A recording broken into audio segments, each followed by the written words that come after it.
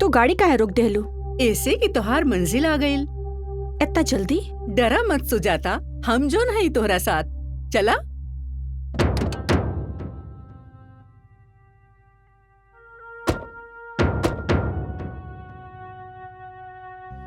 ई तो हमरा के कहाँ लेके आइलू? ई हमार मंजिल ना हा। इहे तोहार मंजिल हा। बिल्कुल सही जगह ले आइल बानी। आखिरी मंजिल। का मतलब? हाँ मिस सुजाता, आखिरी मंजिल।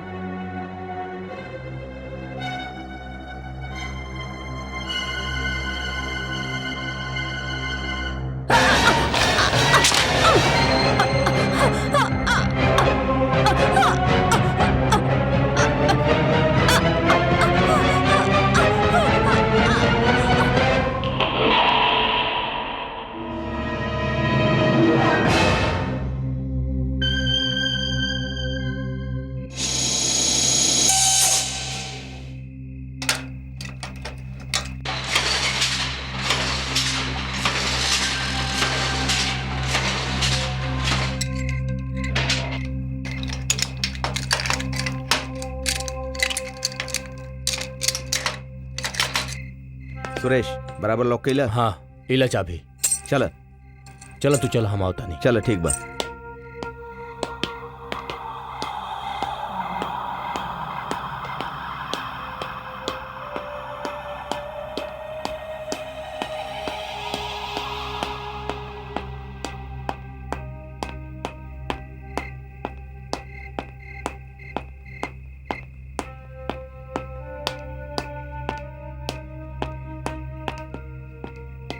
सब कुछ देख लिया अच्छा तरह से? हाँ साहब, हाँ।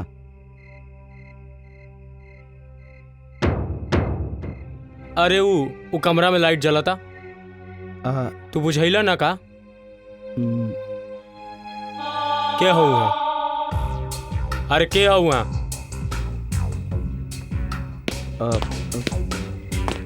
अरे क्या हुआ? अरे कैसन काम करेला तू लोग? वहाँ केहू ना केहू तबा साहब, रात पाली में तो वहाँ कोनो काम ना होखेला, फिर वहाँ के हो सकेला? ये वहाँ जाके देखे के पड़ी। हाँ जी सर। हाँ। जा जल्दी। चलो जा।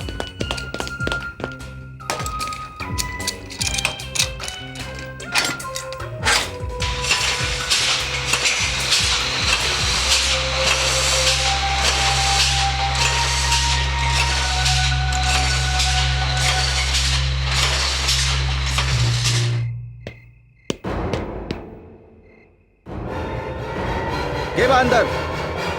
के बा?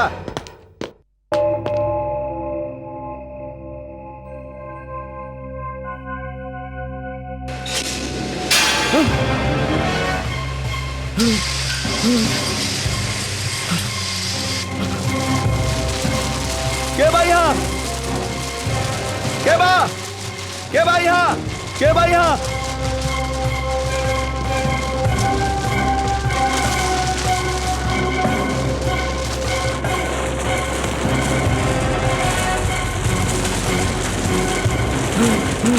के बा?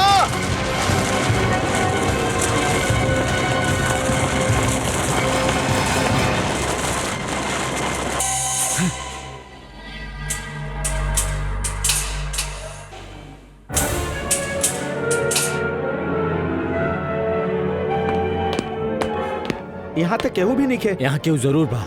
अरे पूरा फैक्ट्री तो देख लेनी, केहू नजर ना आइल। अरे लेकिन ये मशीन के चालू कैलक? कोनो भूत होखी। अरे भाई शंकर, भड़कत काहे बड़ा? चला चल। हाँ? हम कहिए ना, यहाँ केहू जरूर बा। हाँ हाँ, कुछ तो गड़बड़ बा। हाँ।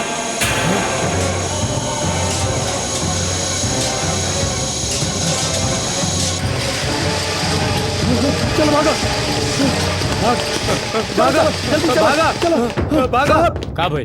साहब, अंदर मशीन अपने आप चल रहा बा। हम बंद कनी तो बंद हो गई, फिर अपने आप चले लागल सर। और सर वहाँ एगो साया भी बा।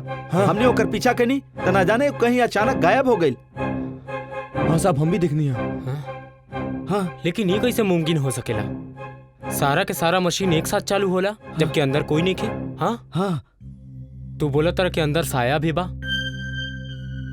हमरा लगा था ई बात मालिक के बतावे के चाहिए। हाँ सर।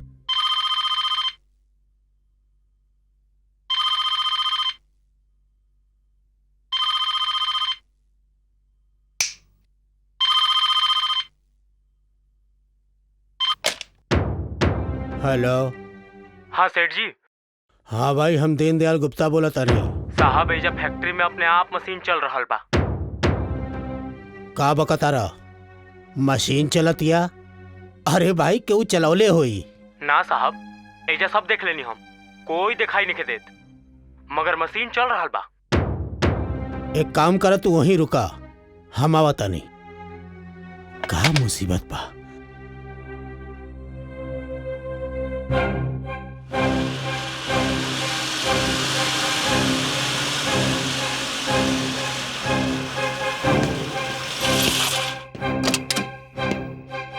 सलाम साहब।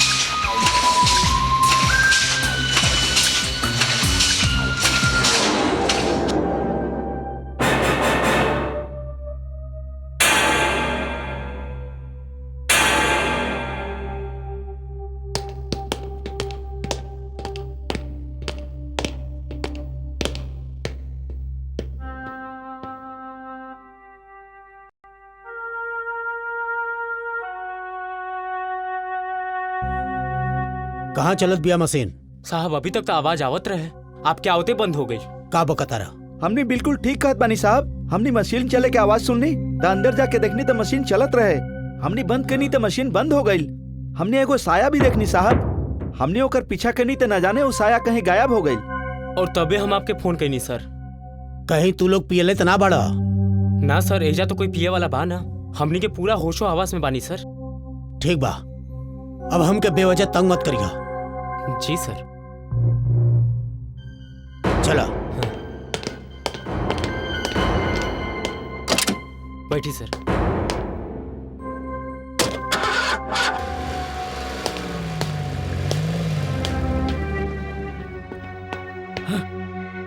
समझ में नहीं आवत ये सब का रहे। हाँ, हमरा भी कुछ समझ में नहीं आवत, लेकिन कुछ ऐसा दोबारा भइल तो हमनी के नौकरी चल जाई। अगर ऐसा दोबारा भइल तो हमनी साहब के खबर ना करब जा। अरे हमरा तो अभी लगा था कि अंदर कोई बा। साहब, साहब देखी।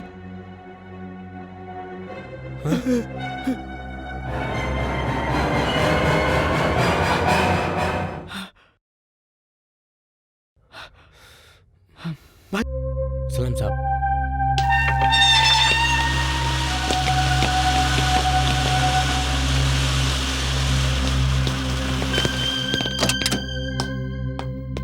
सलाम साहब। का बात बा? सर मशीन चालू नहीं होकत, अपन मैकेनिक देख रहा बाड़न। मशीन ना चलत बिया? नमस्ते साहब। का बात बा फोरमैन? का होता है सब? सर कोनो भी मशीन स्टार्ट नहीं हो। का प्रॉब्लम बा? सर प्रॉब्लम है तो नहीं समझ में आवत। हमने मशीन के चेक कैले बानी, लेकिन मशीन के देख के ऐसा लगा था कि मशीन महीनन से नहीं चलल। लेकिन सर काल तो सब कुछ ठीक ठाक रहे। Sir I think this is major breakdown sir. Sir machine ठीक होके में कई हफ्ता लग सकेला। का कहता रहा तू? जा जल्दी से मशीन चेक करा, जा। ओके सर। सर वैसे काल सब ठीक चलत रहे, मशीन अपने आप चलत रहे, और सर हमनी के एक साया भी देखनी। सॉरी सर। साया?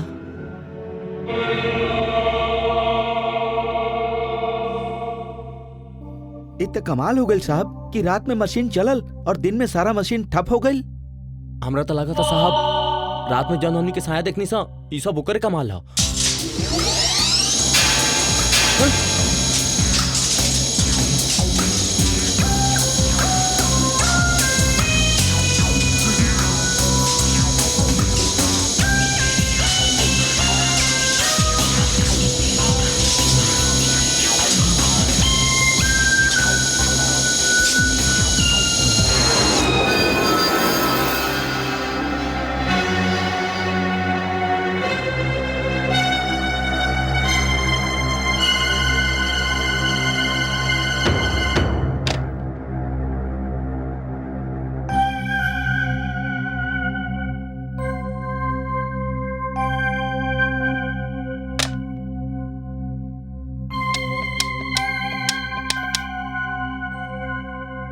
हेलो। हाँ मर बेटा। हाँ बेटा, तू फौरन घर पहुंच जा। यहाँ पर कुछ अजीब सा होत बा। हाँ तो घर आई बा तो हम डिटेल से बता बेटा। हाँ जल्दी आ जा। हाँ जल्दी बेटा।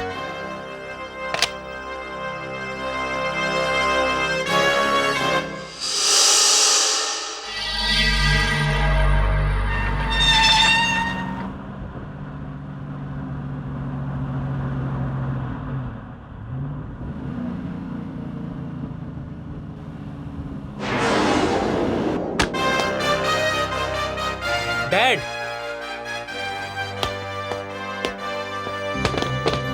डैड, डैड,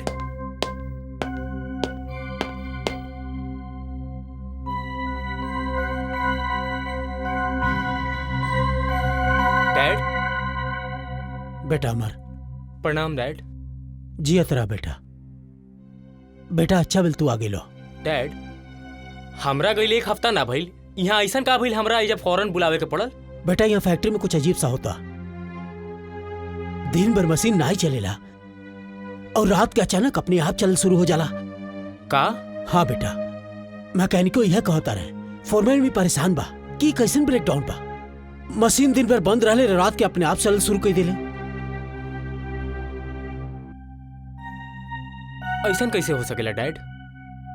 हमार मतलब ई कैसे मुमकिन बा? पॉसिबल बा बेटा, ई मुमकिन है और सब कुछ हो रहा बा। हमरे कुछ समझ में नहीं आवत। डैड, आपके कहे के मतलब बा कि रात भर फैक्ट्री में भूत मशीन के चलावेला? बेटा हम ही नहीं जानता नहीं कि भूत चलाता कि आत्मा चलाता। लेकिन बेटा सिक्योरिटी कहला से कि वहां अक्सर कोनो साया नजर आवेला। साया? हाँ बेटा साया, जौन कबू नजर आवला कबू गायब हो जाला। सिक्योरिटी का कहल बा कि साया कोनो औरत के है। हम समझ गए नी डैड। ई चाल जरूर हमनी के कोनो राइवल के बा। हम आज रात के खुद वहां जाके देखब कि आखिर माजरा का बा।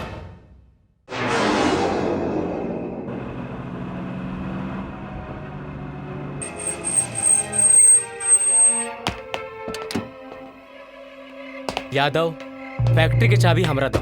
लेकिन साहब जी, तोहरा डरे के कोनो जरूरत नहीं है यादव। फैक्ट्री के चाबी हमरा दो। जी साहब।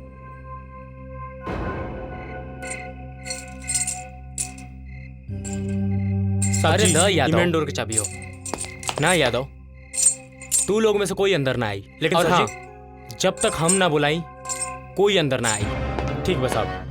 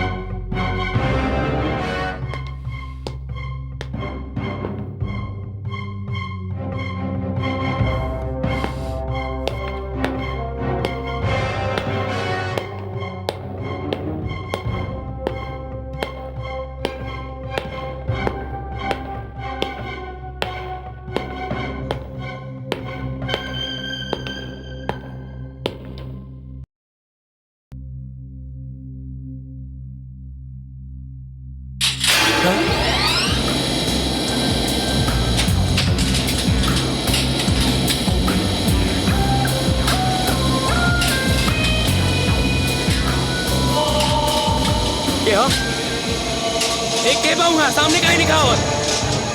ए!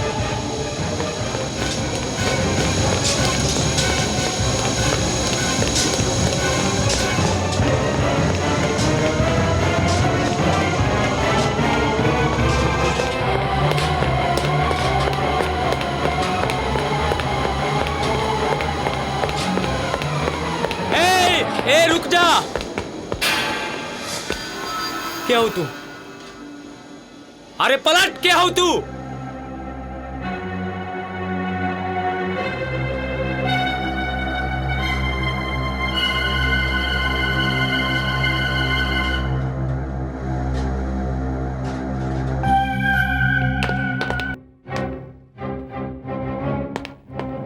कैले रही तू लोग के अंदर आवे खातिर? हाथ में रहे हमार। तू लोग के आवे के वजह से सब बिगड़ गई। साहब जी हमनी के सिक्योरिटी वाला है जा, कुछ होके तो आपके जिम्मेदारी हमारा। Shut up!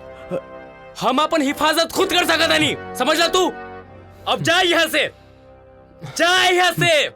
ओके सर। ओके सर। चलो भाई चल। शिट!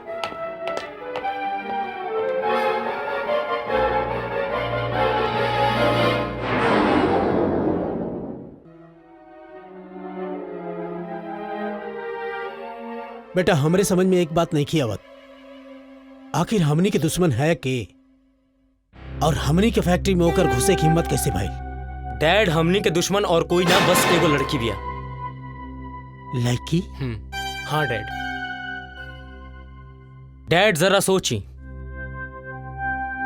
एक लड़की हमनी के फैक्ट्री के अंदर हमनी के सिक्योरिटी गार्ड के धोखा देके अंदर घुस गई और फिर पलक झपकते ही गायब हो गई। डैड ये प्रूफ होता कि वो प्रोफेशनल बिया, वो बहुत ही शातिर बिया, वो बहुत ही चालाक बिया। तो बेटा काहे ना हमनी पुलिस के इन्फॉर्म कर दो? ना डैड, डैड अगर हमनी पुलिस के इन्फॉर्म करम तो वो लड़की हमनी के हाथ कभी ना आई। डैड अभी केस हमरा ही हैंडल कर दी प्लीज। ठीक बा बेटा, जैसन तुम्हार मर्जी। Go ahead. Thank you dad. All the best.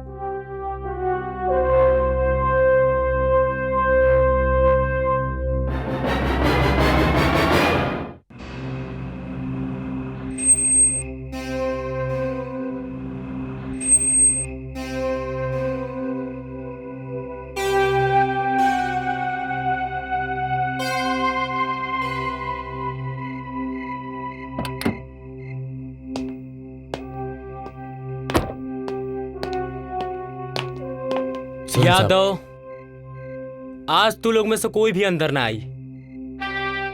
हमरा फैक्ट्री के अंदर जाते ही तू लोग बाहर से शटर बंद कर दिया, ताकि ना कोई अंदर से बाहर आ सकी ना कोई बाहर से अंदर जा सकी। समझ लो, जितना कहल जाए उतना करो। शटर नीचे गिरावो।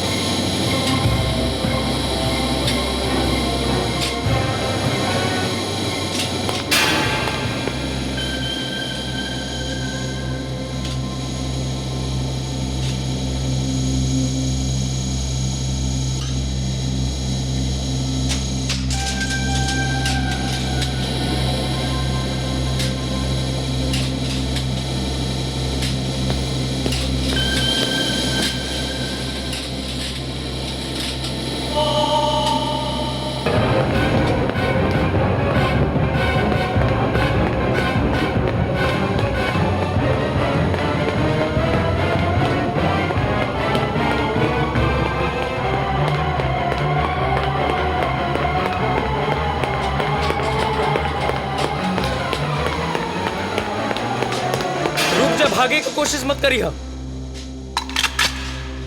तू हमार रिवॉल्वर के रेंज में बाड़ू, अगर भागे की कोशिश कैलू तो गोली मार दे। टर्न। के हो तू? के हो तू?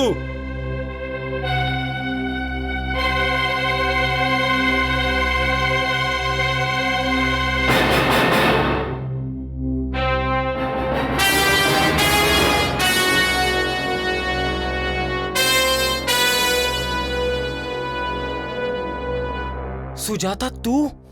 हाँ हम अमर साहब। तो एकर मतलब ई भइल हम तोहरा बारे में जौन सुनले रही सब सच रहे, लेकिन हमरा यकीन ना होत रहे। सब कुछ देखे जाने और सुने के बावजूद हमार दिल ये कहत रहे कि सुजाता ऐसा नहीं कर सकत, लेकिन आज तुम्हारी हरकत के देखे के बावजूद हमरा यकीन हो गई कि तू हमार डैड के ना बल्कि हमार मिल मजदूर के भी दुश्मन हो। तू ई फैक्ट्री के बंद करवावल चाहत रू, हमार डैड के ब्लैकमेल करल चाहत रू। तू हमार डैड से पैसा लेके मिल मजदूर के धोखा देलू। तू हमरा प्यार में धोखा देलू। हमरा जी तो करत हम तोरा गोली मार दी। रुक काहे गइला? चलावा गोली। मार देम हम तोरा के गोली।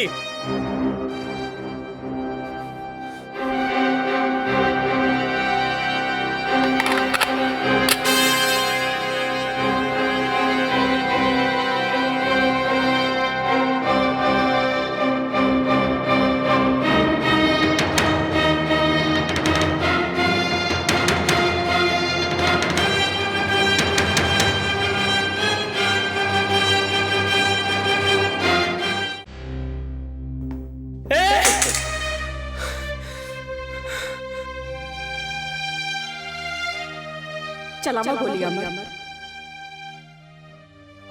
ना तू हमरा पर गोली ना चला सकेला, लेकिन अगर तू ई समझेला कि हम गुनहगार बानी, धोखेबाज बानी, तो ई सजा हम अपने आप के खुद दे। देखा चाहता रहा तू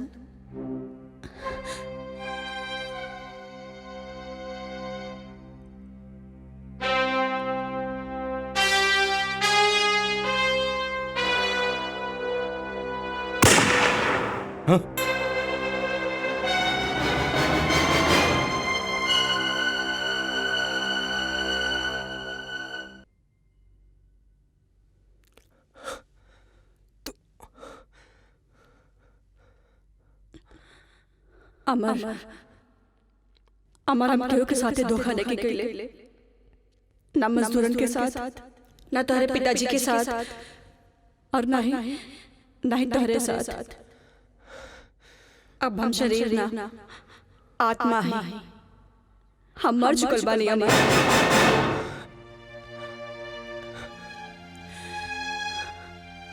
आत्मा के ना आग जला सकेले, ना ही एके पानी डुबा सकेले,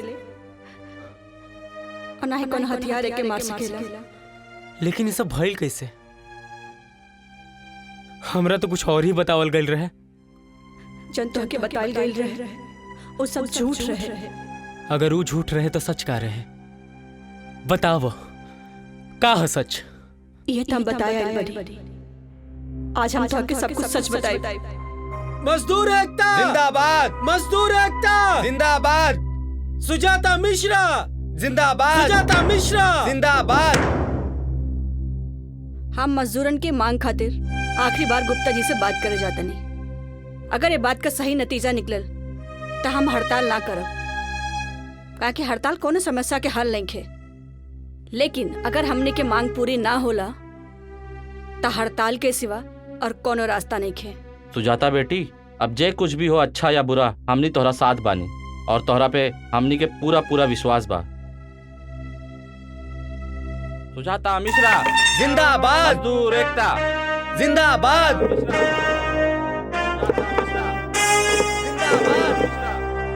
जिंदाबाद, जिंदाबाद, जिंदाबाद, जिंदाबाद। एकता। तो मजदूरन के दिमाग खराब करता रू, उनके मैनेजमेंट के खिलाफ भड़कावा तारू। आखिर चाहत का बाड़ू तू? हम खाली मजदूरन के भलाई चाहता नहीं। मजदूरन के भलाई यह नारा लगावत लगावत तुहार बाप श्यामलाल भी दुनिया से रुखसत हो गए रहे। का देख के गइल बा तोहरा के? वो हमरा के तालीम दिले बाने और एक काबिल बनैले बाने कि आज हम आपके सामने खड़ा होके मजदूरन के हित के बात कर सकी। मजदूरन के हित के बात? हाँ। सुझाता तू अपने हित के बात करो। तू मजदूरन के नेता ही ना, हमरो एम्प्लॉय भी बाड़ू, मेहनती बाड़ू, ईमानदार बाड़ू। हम चाहता नहीं कि तोहर तरक्की होके, तोहर तनख्वाह बढ़े और तोहके वो सारा सहूलियत मिले जौन एक एम्प्लॉय के मिलेला। पैसा चाहिए तोहरा के?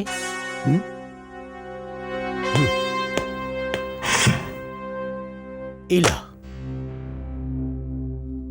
और चाहिए और ला।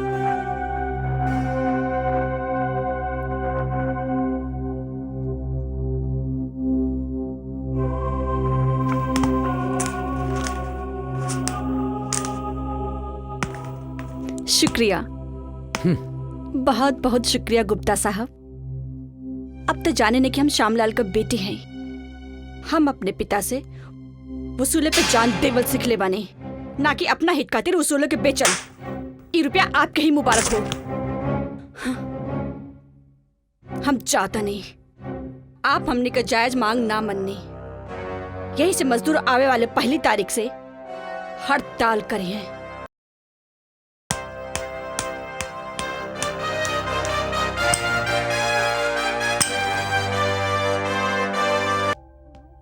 हाय सुजाता, का बात बा? कौनो परेशानी बा? हम गुप्ता साहब के समझाए गए रहने, लेकिन हमन का बात उनके समझ में ना आयल।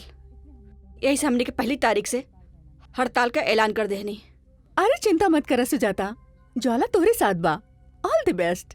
Thank you. थैंक्स। हम भीतर आई सर। आओ ज्वाला।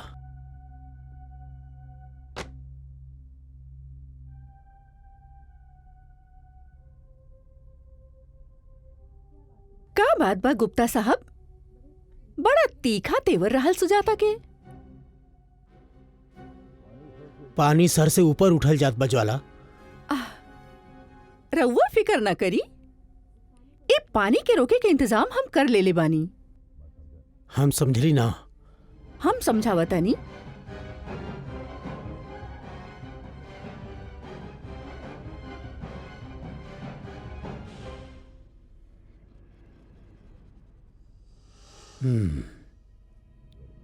Very good.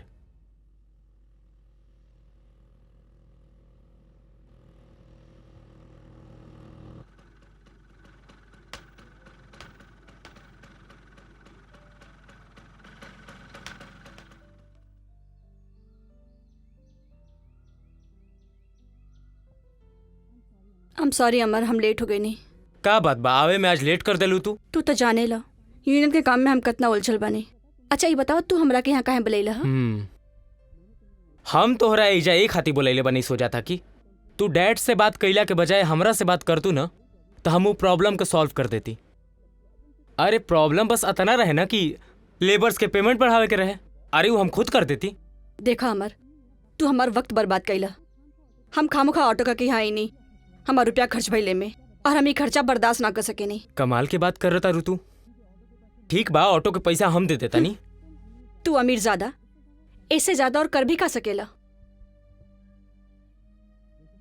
देखा सुजाता, हम जब भी तोहरा मुंह से ई वर्ड अमीर ज्यादा सुनी ना तो भरोसा कर, हमरा दिल दुखेला। हमरा ऐसा लागेला कोई हमरा गाली देता। ना अमर, हमारी मतलब ना रहे।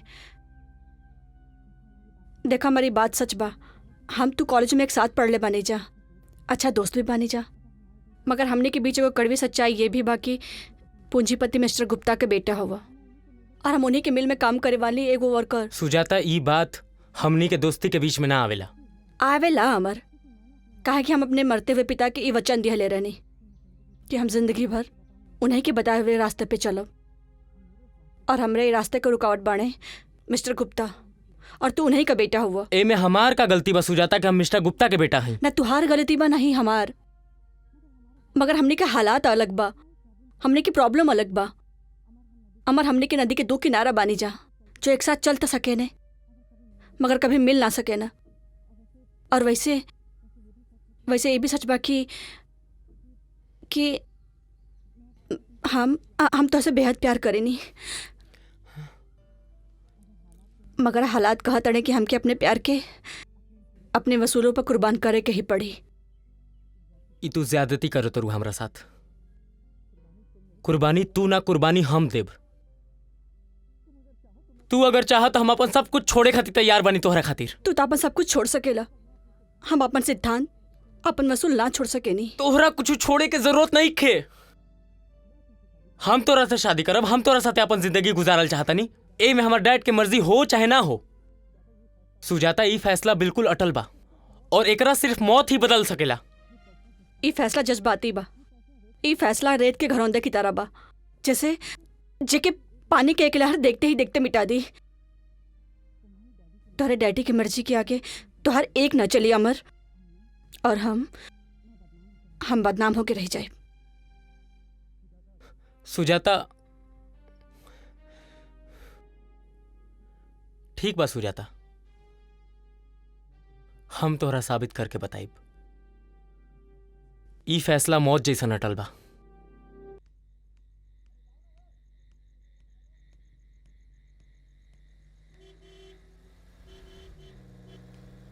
हाय सुजाता, कैसन बाड़ू? I am fine.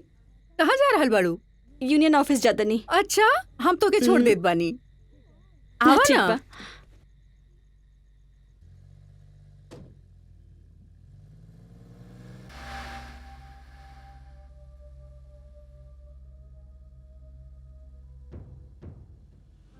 ई तू काला शीशा कहाँ चढ़ा के रख ले बड़ू?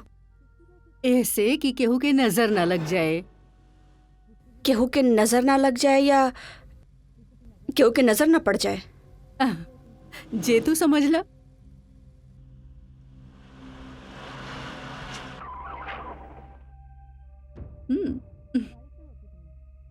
गाड़ी का रोक ऐसे दे कि तोहार मंजिल आ गइल हा।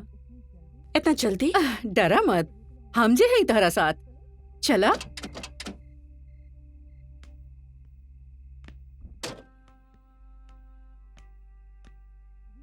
ई तू हमरा के कहा ले आइलू?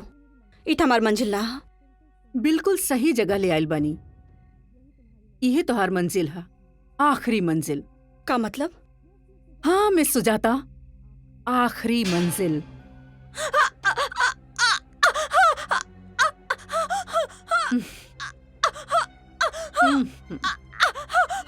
ई मजदूरन के साथ दोस्ती और गुप्ता साहब के साथ गद्दारी करे के नतीजा हा।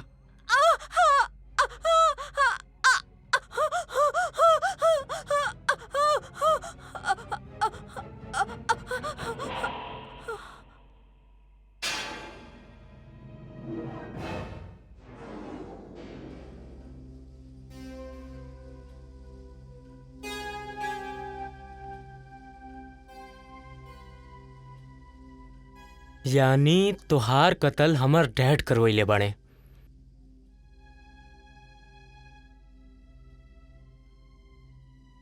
लेकिन तोहरा से मिलला के बाद हम तो डैड से मिले गइल रहे। तोहार दिमाग खराब हो गइल बा अमर। वो लड़की जोन यूनियन के नाम पर, मजदूरन के नाम पर तोहरे बाप के डरावेले, धमकावेले, ओकर बेइज्जती करेले, तो उससे शादी कर चाहता रहा। अरे जोना लड़की के देखले के बाद हमरे बदन पे चींटी रह गई सा, तू ओके ई घर के बहू बनावल चाहता रहो। ई हरगिज मुमकिन ना होई बेटा। हम फैसला कर चुकल बानी डैड। काहे कि हम जानता नहीं, आपके द्वारा चुनल गई 1000 उम्मीदवार में से एक भी लड़की वैसा नहीं खे जौन सुजाता के बराबरी कर सके। और डैड, हम सुजाता से प्यार ओकर वसूल की वजह से करीला। यही से शादी भी हम ओकरे से करब।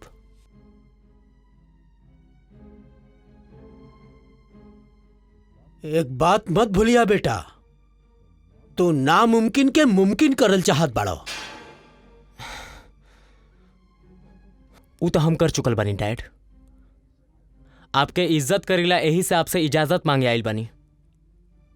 अगर आप इजाजत ना भी देब तब भी शादी तो सुजाता से ही करब।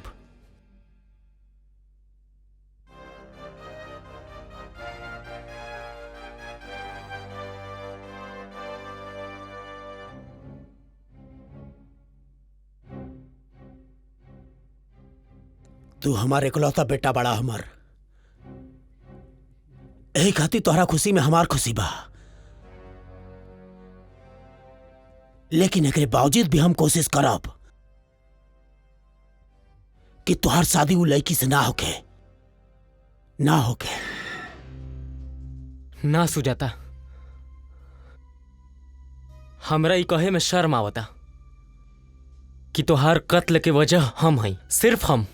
ना अमर, ना हमके मतलब हमार वसूल। ना सुजाता, तोहरा तोहर वसूल ना बल्कि हमार प्यार मर लेबा। और जब हमारा पता चल गई बा कि तू हमार जिंदगी से बहुत दूर जा चुकल बाड़ू, तो हमार जिंदगी के मायना खत्म हो जाता। अब हमार जिंदा रह के सिर्फ एक ही मकसद बा, तोहार कातिल के सजा। और हमार कातिल है तोहर बाप। ना सुजाता, कातिल सिर्फ कातिल होला। उस शख्स चेतना बेरहमी से वो मासूम लड़की के कत्ल कर सकेला। हमरा वो इंसान के बाप कहे में शर्म आवता। टका तू अपने हाथ से अपने बाप की सजा दे। हाँ, एगो ऐसा सजा देम की एकरा बाद कोनो भी घिनौना हरकत करे के जरूरत ना करी है। लेकिन अमर, ओके कातिल साबित करे खातिर तो आके हमरे मौत का सबूत इकट्ठा करे के। हम उनका एकरो से बड़ा सजा देव सुजाता। हमरा सिर्फ तोहर मदद के जरूरत बा। हमार मदद? हाँ सुजाता, तू हमरा उहाँ ले चला जहां तोहर लाश पड़ल बा। इस समय हमार लाश एक लावारिस की तरह पड़ल बा। कहा कि पुलिस के बिना के पता कि हम कौन है और हमरा शिनाख्त खातिर भी क्यों ना आए। अब जौन कुछ भी करे के बा हम करब।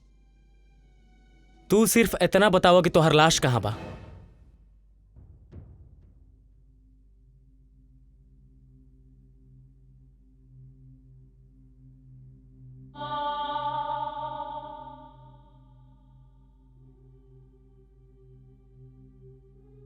ये है हमार लाश।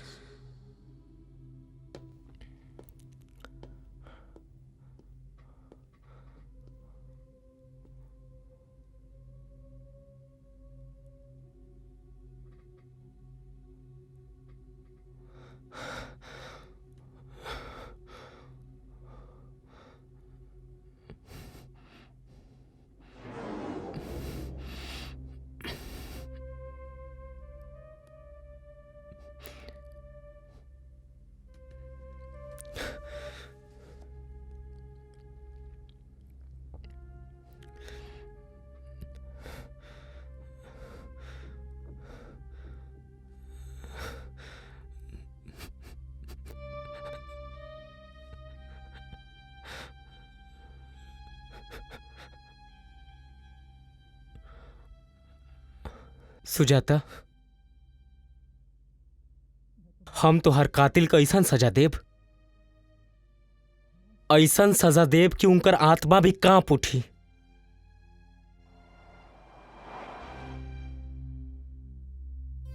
अमर यही वो जगह है जहां हमके दफन कल गई रहे।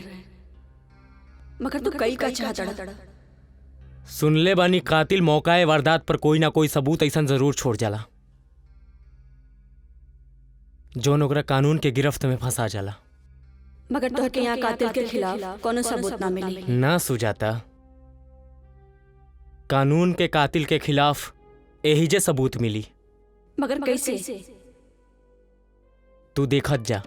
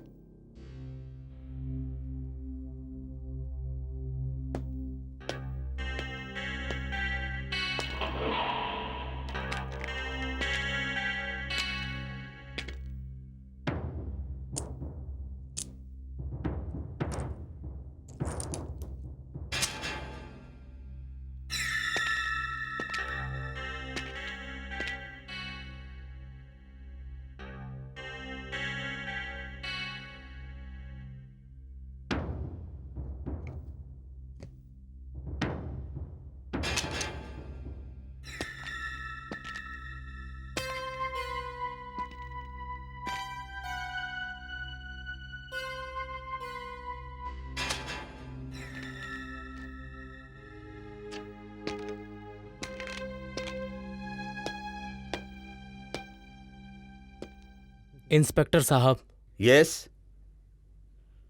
हम एगो खून कैले बनी। हाँ? का खून कैला क्या कर? और तू बाड़ा के? हमार नाम अमर गुप्ता है। हम सुजाता मिश्रा नाम के एगो लड़की के खून कैले बनी। अरेस्ट मी।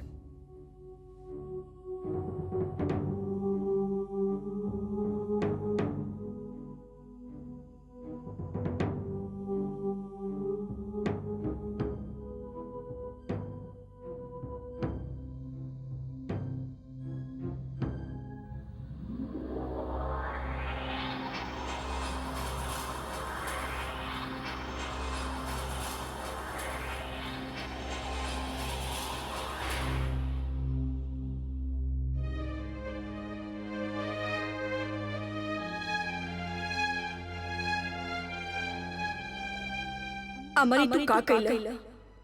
तू अपने कातिल होने का सबूत देके खुद के कातिल साबित कर चाहता, जबकि कातिल तुम्हारे पिताजी हुआ। का तू अपने पिता के बचावल चाहता? ना सुजाता, बल्कि हम उनका से एगो और कत्ल करावल चाहतनी। के कर कत्ल? उनका अपना बेटा के। ई तू का करल बड़ा अमर? हाँ सुजाता, एकरा से बड़ा सजा भी का हो सकेला एगो बाप खातिर कि उनकर इकलौता बेटा अपना बाप के करल जुर्म के खातिर खुद फांसी चढ़ जाए, और वो बाप के इतना पैसा, इतना इज्जत, इतना शोहरत होके के बाद भी अपन बेटा के बचा ना पाए। और सुजाता, एगो वादा बा जौन पूरा करे के बा तहरा से। वादा? कैसन वादा? वो भी तू जान जेबू। आखिर अमर गइल कहाँ? सर ये तो हमरा नहीं पता, लेकिन सुबह वो अपन गाड़ी से निकलनी और फिर पता ना कहाँ गईले। लेकिन वो अकेला रहल कि ओकरे साथे केहू और रहे? सर रात में भी वो अकेले रहले और गाड़ी में भी अकेले रहले। ठीक बा, तू जा। ओके सर।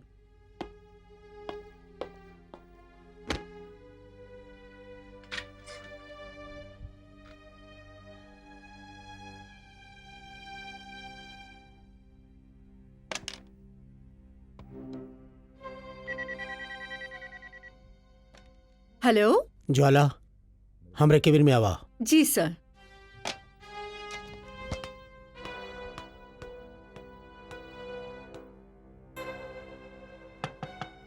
कम इन।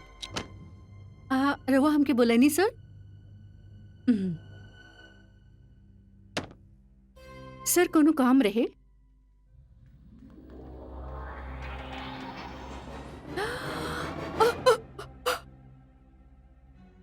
सुजाता? ओह ना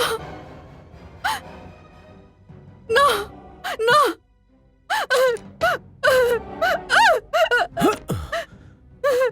सर का भइल? सर सर सर भीतरे के बंदर? सर सर सर सुजाता भीतर भी आ। सुजाता? हाँ सर। दिमाग तो खराब ना हो गइल तोहार? हाँ सर अचानक से हमारी तबीयत खराब हो गई है, हम चलत बानी सर।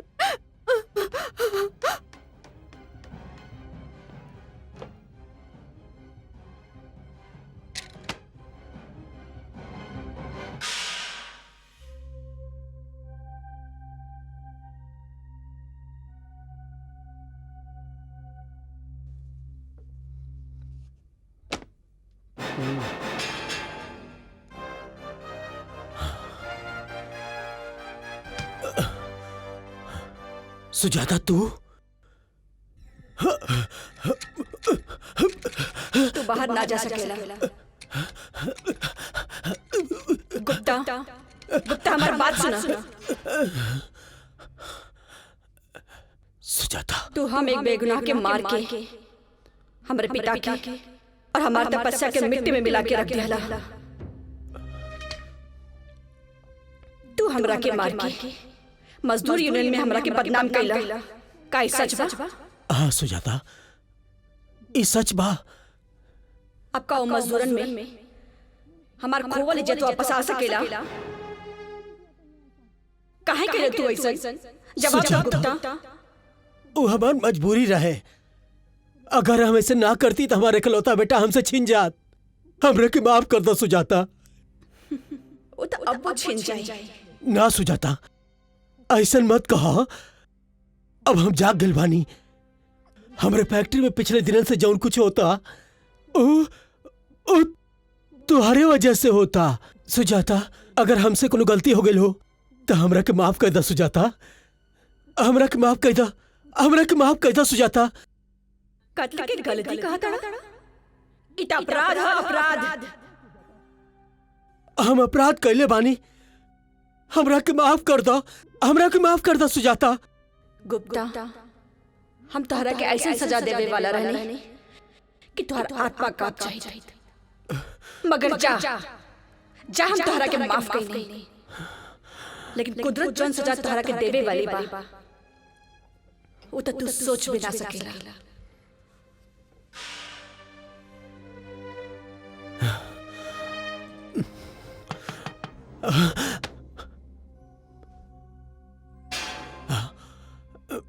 का बात बा? साहब गजब हो गई।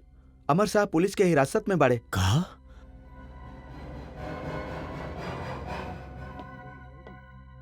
हाँ ठीक बा, ठीक बा, हम हवलदार भेज देत बानी। इंस्पेक्टर, तू हमरे बेटा के गिरफ्तार कैले के हिम्मत कैसे कैला? Behave yourself mister Gupta. आप इस समय अपन फैक्ट्री में ना बल्कि पुलिस स्टेशन में बानी। इंस्पेक्टर, अपने वर्दी का घमंड मत दिखावा। 1 मिनट में तुहार वर्दी उतर जाए। तू हमरे बेटा पे हाथ कैसे डलला? ओके गिरफ्तार कैसे कैला? मिस्टर गुप्ता, हम उनका गिरफ्तार नहीं किले बल्कि खुद चल के यहाँ आइल बाड़े। अपन जुर्म के इकबाल करके वो खुद सरेंडर कैले बड़े। जुर्म? कौन सा जुर्म?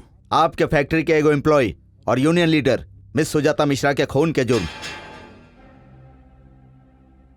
वो कई दहलस और आप मान ले ली? ना, इकबाल जुर्म के साथ साथ अपन कातिल होके के सबूत भी देले बाड़े। वो इंस्पेक्टर साहब, का हम अपने बेटे से मिल सके नहीं?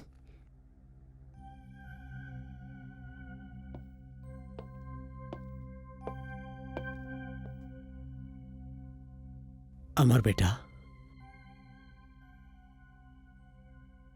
ई का पागलपन बा बेटा? इंस्पेक्टर से तू का कही देला? सुजाता के कत्ल के इल्जाम अपने ऊपर ले लेला? तो आपके पता चल गई कि सुजाता के कत्ल हो गई बा। हाँ बेटा, अब इंस्पेक्टर हमरा के बतौला है, लेकिन ये सब झूठ बा बेटा। सुजाता का कत्ल तू ना कैला। ये बिल्कुल सच बा डैड। सुजाता के कत्ल हम कैले बानी। ये तू कैसन बहकल भकल बात करता ला बेटा? लगा तो तोरा पे कोनो जादू कैले बा जौन तू होश खो बैठल बाड़ा। सुजाता का खून तू ना कैले बाड़ा बेटा। हम बिल्कुल होश में बानी। ओकरा हम मरले बानी। ओकरा हम मरले बानी। ओकर खून हम कैले बानी। हमार दिल कहता बेटा कि तू सुजाता का खून नहीं कैले।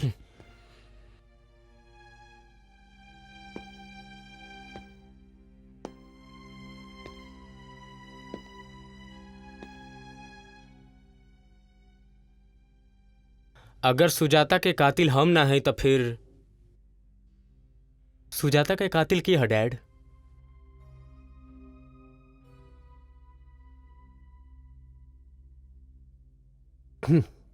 कातिल कौनो हो बेटा, लेकिन हमार दिल कहता तू कातिल लाए बाड़ा। कानून दिल के बात ना मानेला डैड। सबूत मांगेला। और पुलिस के पास वो सारा सबूत बाजे हमरा कातिल साबित करेला। बेटा लागत ऊ लड़की के प्यार के असर बा, लेकिन हम असली कातिल के अदालत में लाके खड़ा कर दे बेटा। हम तोरा कैसे ना खोए देब? कहे कि तू हमरा के छोड़ के अगर चल जेबा तो हम तो जियत जियत मर जाए बेटा।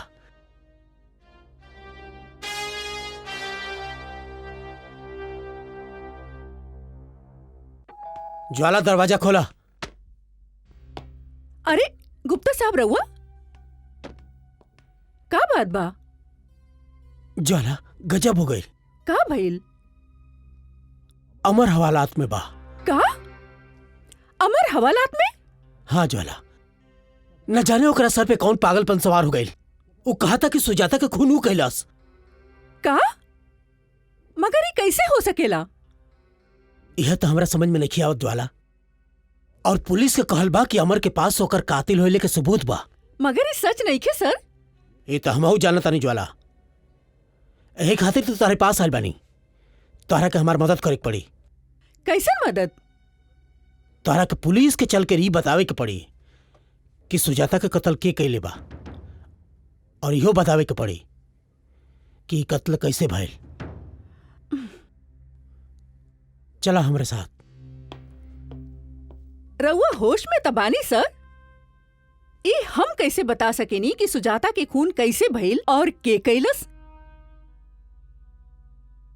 ई का कहत बाड़ू तू ही तो गुंडा लोगन के बुलौले रहलू। तो ही तो लेकर गए रहलू उनके अपने साथ। ये झूठ बा सर। रउआ अपन बेटा के बचावे खातिर खाम खा हमरा पे इल्जाम लगावेनी। शायद रउआ के पता ना कि हम एगो शरीफ सीधा साधा लड़की हई। ई का कहत बाड़ू तू ही तो ये सब कैले बाड़ू। लागत है तू हमरे साथे कोनो चाल चलत बाड़ू। चुपचाप हमरे साथे चला वरना अच्छा ना होई। बेहतर होखी रउआ यहाँ से चल जाई। रउआ बाहर कहे नहीं के जाता। चला। चिल्लाई मत। खून करे राहुल बेटा और इल्जाम के हुआ और पर। अच्छा ई बात बा। ज्वाला हम तोरा के जिंदा ना छोड़ब। सच में? मिस्टर गुप्ता बाहर जाई। रउआ यहाँ से जाई ना तो हम पुलिस के बुला ले।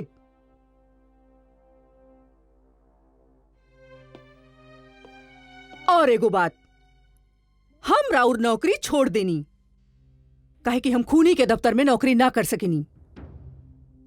I will kill you. यहाँ से जाई। मार दे मैं तुझे।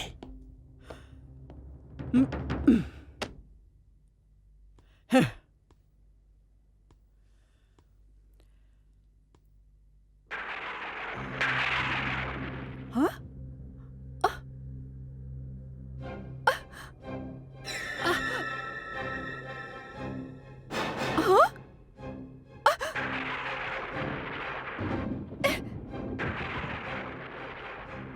के बा? के बा? के बा? क्यों बोलत का नहीं के बा?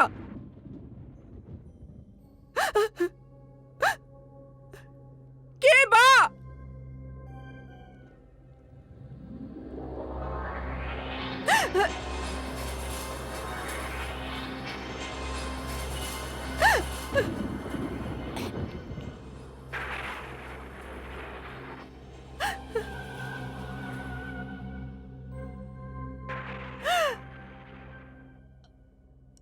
सुजाता, सुजाता तू?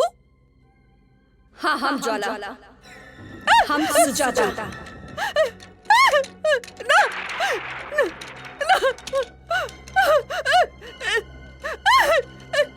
तेरा मत ज्वाला। हमरा के ई बताओ का तोरा के सचमुच नहीं पता कि हमार कत्ल कैसे भइल रहे और के करवैले रहे?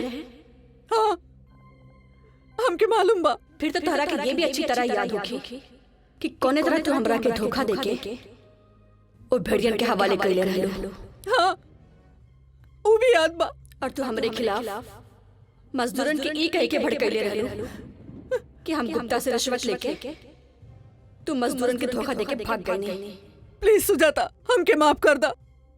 हम लालच में अंधा हो गए रहनी, यही से हम अपराध कईनी। त ए अपराध के सजा भी तो तुही के भुगते के पड़ी ज्वाला। भागल चाहत हो तू? हाँ त फिर भाग जा। बचा ला हमसे अपने आप के।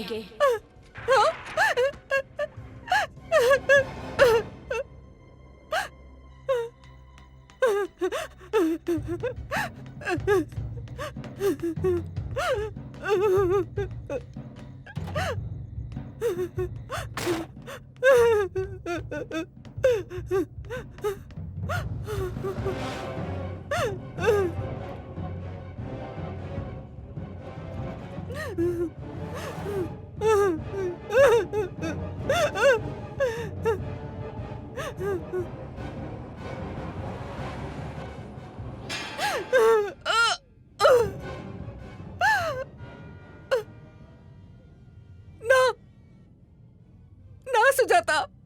आवाज ज्वाला।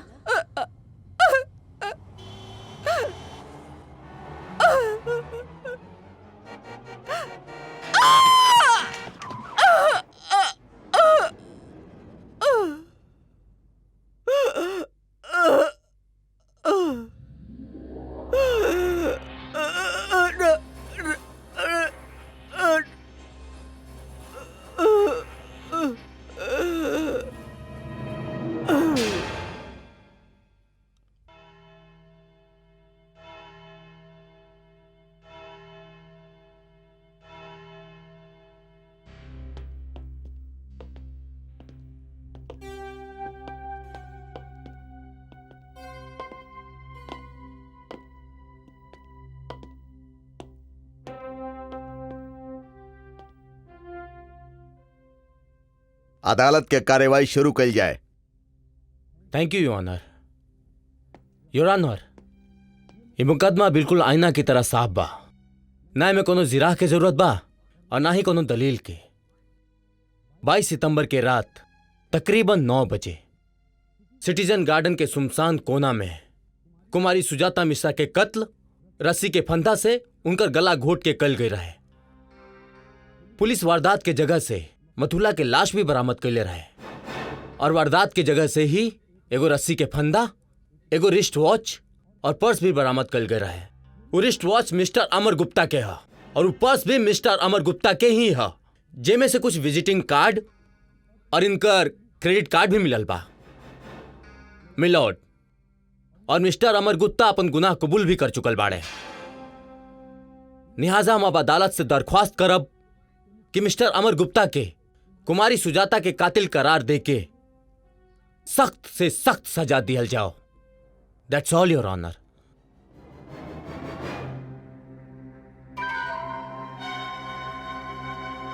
मिस्टर अमर गुप्ता, आप अपना ऊपर लगावल गई सारा इल्जाम के सुननी।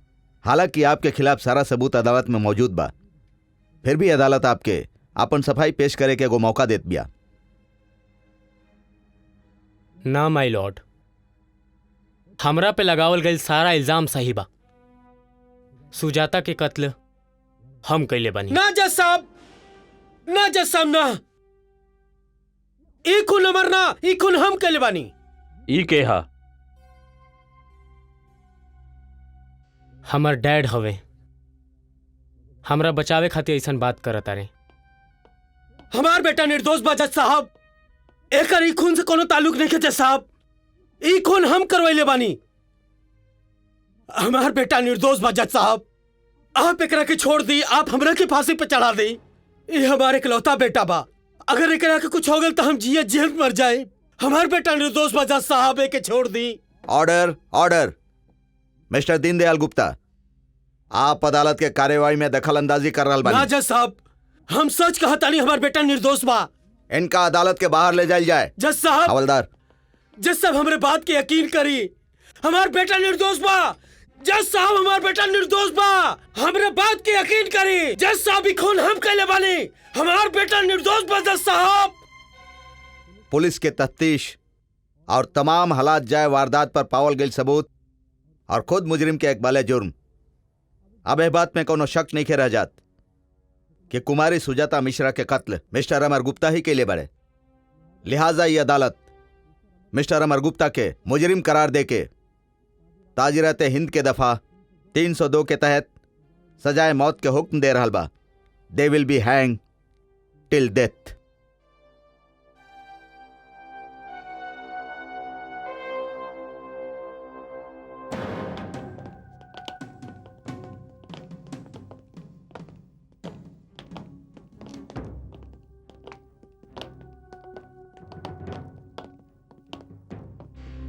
अमर बेटा,